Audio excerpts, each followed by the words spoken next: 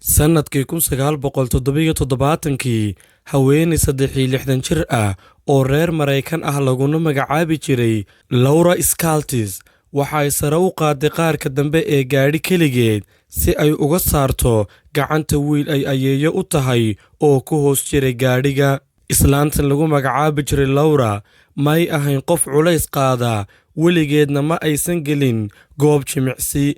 Taa cagsigeeda, ayeeyadan waxay ka caban jirtay xanuunka lafaha iyo daciifnimada kala goysyada, laakiin markii ay aragtay cudurda wiilka ay ayeeyada u tahay oo ka hooseysa taayirka gaadhiga, ayaa waxaa yimid awoodda qofku uu ku qaadi karo culayska olombikada. Weriye Carles Carville ayaa waraysi siiyey, wuuna la yaabay inay murugaysan tahay oo aysan rabin inay ka hadasho arrinka.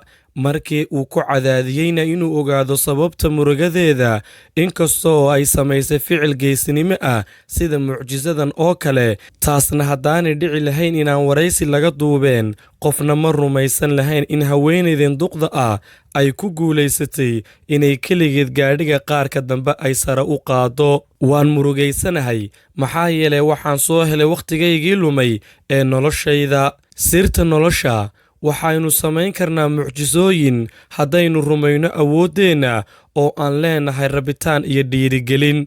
Taas beddelkeeda, xilligaas waan hubay inaan awoodo inaan sameeyo. Labadii maalmood ee la soo dhaafay, waxaan dib u eegay noloshaydii hore, waxyaabo badan oo aan jeclaan lahaa inaan sameeyo, laakiin cabsida iyo fashilka ayaa iga hor istaagay.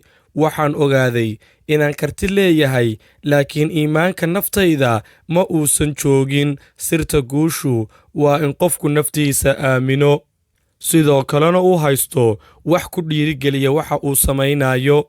Sida xikmadda ay u weyn tahay, sirta guushu waa is-aaminaadda qofka. Ma jiro qof ku garaaci kara adiga mooye caawimadaada, mana jirto cid kuu horseedi karta guusha ilaa aad u aragto naftaada marka hore mid guulaysan karta. Aragtida aan nafteenna ka qabno ayaa go'aamisa aayaheenna iyo mustaqbalkeenna.